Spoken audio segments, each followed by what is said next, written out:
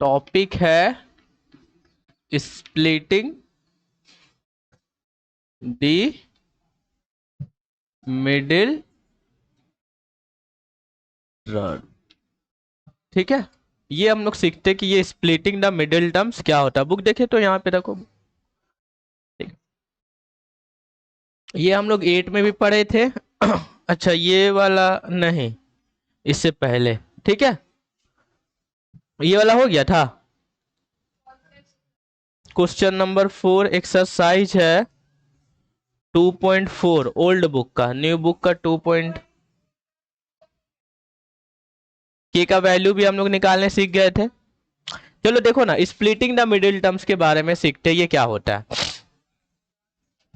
तो देखो 4 का फर्स्ट क्वेश्चन है 12x का स्क्वायर माइनस 7x प्लस 1।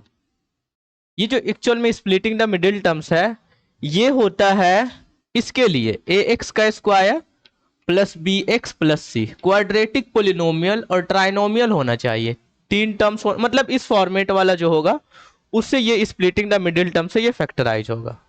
ठीक है, तो देखो यहाँ पे a का वैल्यू 12 है, x का स्क्वायर है, माइनस b का वैल्यू माइनस 7x है, मतलब a b c कोई रियल नंबर x वेरिएबल्स है। ठीक है, जो 2 डिग्री वाला होगा उसमें हम लोग splitting the middle terms apply करेंगे और वो 3 टर्म्स वाला होना चाहिए। देखो ये क्या होना चाहिए, 3 टर्म्स वाला। अब इसको क्या करते हैं, फर्स्ट काम क्या है, सबसे पहले फर्स्ट टर्म को और लास्ट टर्म को इंटू करते हैं, फर्स्ट और लास्ट टर्म को। ये फर्स्ट काम है। तो फर्स्ट टर्म है मेरा 12x का स्क्वायर इंटू 1, तो 12x का स्क्वायर। ये फर्स्ट काम हुआ कि हम लोग फर्स्ट को और लास्ट को इंटू किए। ठीक है, अब उसके बाद ये जो माइनस 7x है इसको ऐसा 2 नंबर में स्प्लिट करना है कि प्लस करने पे माइनस 7x आए और इंटू करने पे क्या आए, 12x का स्क्वायर। नहीं समझे, फिर से बोल रहा है कि माइनस 7x को ऐसा 2 नंबर में स्प्लिट। स्प्लिट का मतलब क्या होता है, देखो मान लो 10 है तो 10 को हम लोग कर दिए 8 प्लस 2। क्या कर दिए, 8 प्लस 2। तो ये दो नंबर में स्प्लिट हुआ ना। मान लो सब्सट्रैक्ट में करेंगे तो 2 माइनस 8, या फिर मान लो 20 माइनस 10, मतलब 2 टर्म्स में 2 नंबर्स में स्प्लिट कर दिए। ठीक है, तो माइनस 7x को ऐसा 2 टर्म्स में स्प्लिट करेंगे कि प्लस करने पे माइनस 7x आए और इंटू करने पे 12x स्क्वायर आए। तो देखो क्या करेंगे, 12 का देखते हैं फैक्टर। तो 12 को हम लोग क्या क्या लिख सकते हैं, 2 इंटू 6,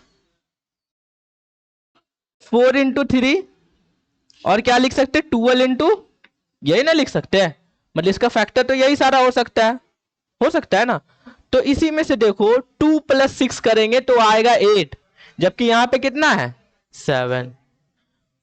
12 प्लस 1 करेंगे तो 13 आएगा, यहाँ पे 7 है।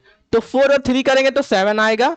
अब 4 और 3 को इंटू करेंगे तो 12x स्क्वायर आएगा। देखो यहाँ पे हम लोग माइनस 7x को लिख सकते हैं माइनस 4x और माइनस 3x प्लस 1 लिख सकते हैं ना। देखो तुम जब भी ये सब क्वेश्चन बनाओ तो तुमको कॉमन जो बेसिक कॉन्सेप्ट है वो क्लियर होना चाहिए, तभी हो पाएगा। तो देखो जब माइनस 4x और माइनस 3x को प्लस करेंगे, माइनस माइनस प्लस, तो माइनस 7x आएगा। और जब माइनस 4x को माइनस 3x से इंटू करेंगे तो क्या हो जाएगा, माइनस माइनस प्लस और 12x का स्क्वायर। यही चीज आया। हम क्या बोले थे फर्स्ट में कि माइनस 7x को ऐसा 2 टर्म्स में स्प्लिट करना है कि प्लस करने पे माइनस 7x आए और इंटू करने पे फर्स्ट टर्म और लास्ट टर्म को जब प्रोडक्ट वो आना चाहिए। आया ना दोनों। अब इसके बाद क्या है, अब इसके बाद हम लोग ग्रुप करेंगे इस तरह से 2 टर्म्स में। ठीक है, और अब इसमें कॉमन लेंगे हम लोग। देखो ये सब कॉमन वॉमन लेने तुमको सीखना पड़ेगा, तभी मैथ समझ में आएगा, बेसिक इंपॉर्टेंट है। तो देखो यहां से 4x कॉमन लिए तो 4 3 जा 12x माइनस 1, और यहां पे क्या कॉमन ले, तो यहां पे माइनस 1 कॉमन लेते हैं। ठीक है, देखो ऐसा यहाँ पे तो देख नहीं रही है, समझो यहाँ पे। तो अब यहाँ पे 3x माइनस 1 कॉमन ले लिए तो यहाँ क्या बचा 4x, और यहाँ पे ये निकल गया तो क्या बचा माइनस 1। तो ये इसका फैक्टर हो गया। क्या हुआ, कहाँ पे, यहाँ पे। हाँ यहाँ पे भी लिख सकते हैं, माइनस 3x माइनस 4x भी लिख सकते हैं, माइनस 4x माइनस, जो भी लिखना लिखो, सेम बात है, ठीक है। अभी नहीं समझ में आया तो दूसरा क्वेश्चन बनाएंगे तो शायद समझ आए कुछ। सेकेंड में है 2x का स्क्वायर प्लस 7x प्लस 1, इसको करते हैं, करे फिर से देखो, फिर से समझो अगर नहीं समझ आया तो फर्स्ट टर्म को लास्ट टर्म से इंटू कर दिए, ये सब रफ वाला काम है। तो ये हो जाएगा कितना, रुक जाओ क्वेश्चन में कुछ गलत है, 3 है यहाँ पे, पहले बोलना चाहिए ना। तो ये 6x का स्क्वायर हो गया, ठीक है। ये फर्स्ट काम हुआ कि ये वाला और ये वाला टर्म्स को इंटू कर दिए। अब 7x को ऐसा दो टर्म्स में स्प्लिट करना है, दो नंबर में, कि प्लस करने पे 7x आए और इंटू करने पे 6x का स्क्वायर आए। तो देखो 6 का फैक्टर क्या क्या हो जाता है, 6 का फैक्टर अगर किया जाए तो 6 इंटू 1 और 2 इंटू 3, और कुछ हो पाएगा नहीं ना। मतलब 6 का फैक्टर क्या क्या हो सकता है, 1 2 3 और 6, यही सब हो सकता है और कुछ नहीं हो सकता, ठीक है। या फिर तुम ऐसे कर लो, ठीक है, और कुछ नहीं। तो देखो 2 3 जा 6 और 1 7, तो देखा जाए तो 6 और 1 क्या हो जाएगा, 7 हो जाएगा।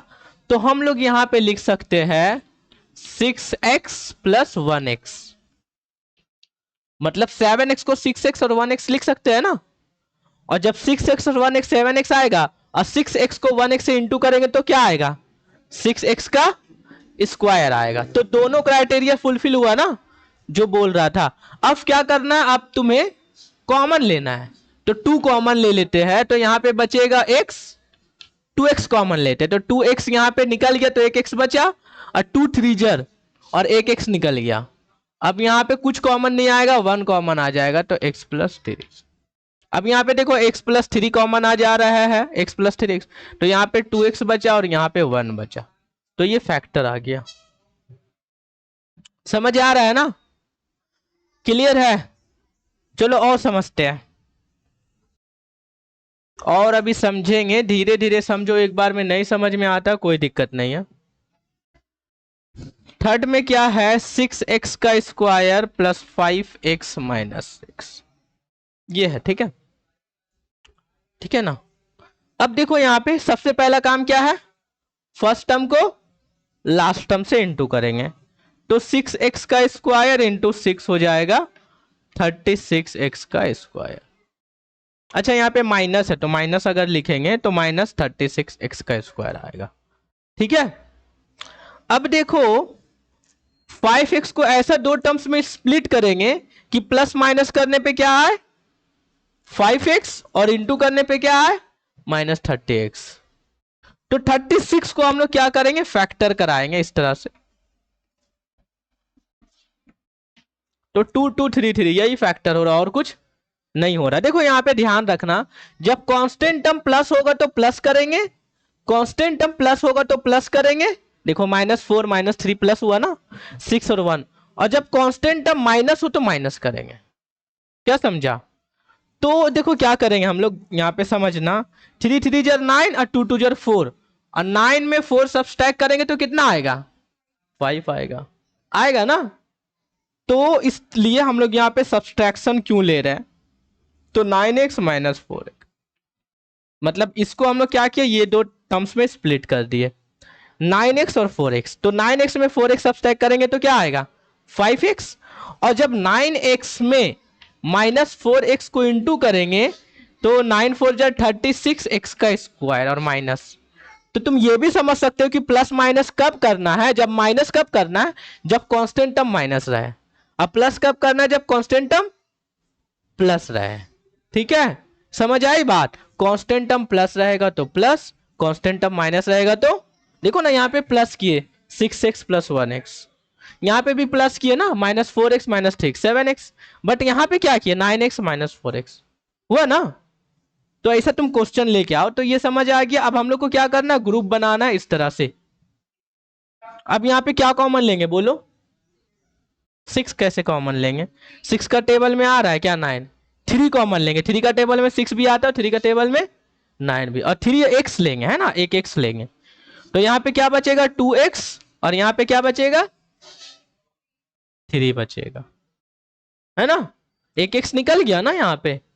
अब यहाँ पे क्या कॉमन लेंगे बोलो, -2, बहुत बढ़िया। तो यहाँ पे बचेगा 2x और माइनस माइनस प्लस। अब यहाँ पे देखो 2x प्लस 3 2 दोनों सेम रहेगा तब ना कॉमन निकालेंगे, तो ये भी ध्यान रखना होगा तुम्हें। तो 2x प्लस 3 कॉमन, तो यहाँ पे क्या बचा 3x और यहाँ पे क्या बचा -2, ये फैक्टर हो गया। ठीक है, समझ में आ रहा है ना। चलो बहुत बढ़िया। चलो एक तुम खुद से बना के दिखाओ ये वाला। 3x का स्क्वायर -x -4, इसको बनाओ तो।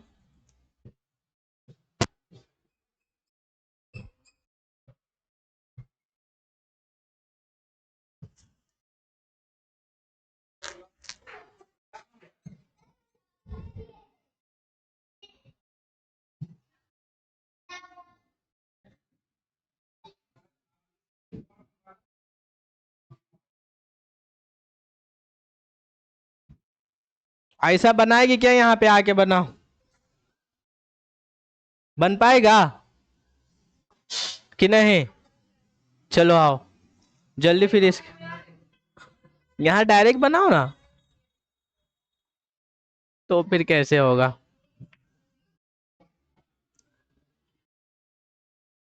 फर्स्ट टर्म को लास्ट टर्म से इंटू करना है, फिर बीच वाला टर्म्स को ऐसा दो टर्म्स में स्प्लिट करना है कि प्लस माइनस करने पे, प्लस करना कि माइनस करना वो कांस्टेंट टर्म पे डिपेंड करता है।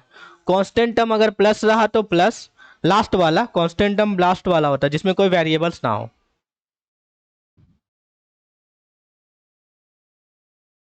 देखो यहाँ पे 3x का स्क्वायर -4x, अब लेट हो गया, ठीक है, तो -12x² आया। तो अब देखो यहाँ पे 3x का स्क्वायर -x, ये -x एक्चुअल में क्या है 1x, क्या है 1x। तो तुम देखो 12 का अगर तुम फैक्टर करोगे तो क्या क्या आएगा, 2 से 6, देखो 2 2 जार 4 और यहाँ पे 3, तो 4 3 को सब्सट्रैक्ट करेंगे तो क्या आएगा 1। तो मतलब हम लोग लिख सकते हैं -4x + 3x और -4। ठीक है, तो ये चीज ध्यान से समझो और ध्यान रखना कि माइनस अगर हम यहाँ पे प्लस दे दिए और यहाँ पे माइनस दे दिए, ये सही है क्या। हाँ हो सकता है ऐसा, पहले ये बताओ कि ये सही है। ये गलत है क्योंकि जब 4x में 3x करेंगे तो +1x आ जाएगा, जबकि यहाँ पे क्या है माइनस। ये क्या बोल रही है कि अगर हम लोग उधर रखते हैं तो यहाँ पे +3x लिखना पड़ेगा और -4x, नहीं गलत हो जाएगा ना फिर। जब -3x रखेंगे, देखो यहाँ पे -4x में एक x घटाएंगे तो माइनस में आएगा ना, और अगर तुम बोल रहे कि -3x और +4x लिखेंगे तो ये तो 1x आ जाएगा, प्लस में आएगा, बड़ा ये है ना, तो ये गलत होगा ना, ये सही है ना। अब यहाँ पे देखो क्या हो गया, ये ज्यादा इजी हो गया, यहाँ से 3x कॉमन ले लेते हैं तो यहाँ पे x + 1 बचेगा, और यहाँ पे -4 कॉमन ले लेते हैं तो माइनस माइनस प्लस, देखो कॉमन लेने सबको आता ही है, ठीक है। -4 फिर से इंटू करेंगे तो -4 × x और माइनस प्लस माइनस 4 इंटू, वही इंटू करने पे वही चीज आ जाएगा। तो x + 1 को कॉमन ले लिए, तो यहाँ पे क्या बचा 3x - 4, ठीक है। तो ये रहा था हमारा आंसर। तो इस तरह से हम लोग स्प्लिटिंग द मिडिल टर्म्स करते हैं। पहले फर्स्ट टर्म को लास्ट टर्म से इंटू करते हैं, फिर बीच वाले टर्म्स को ऐसा दो टर्म्स में इंटू करते, प्लस माइनस करते हैं कि इंटू करने पे फर्स्ट टर्म और लास्ट टर्म आए और प्लस माइनस करने पे जो बीच का टर्म्स रहे वो। और प्लस माइनस कैसे डिफाइन होता है, वो होता है लास्ट वाला टर्म्स, अगर लास्ट वाला टर्म्स का माइनस रहा तो माइनस करेंगे और अगर प्लस रहा तो प्लस करेंगे। ठीक है, समझ में आई बात।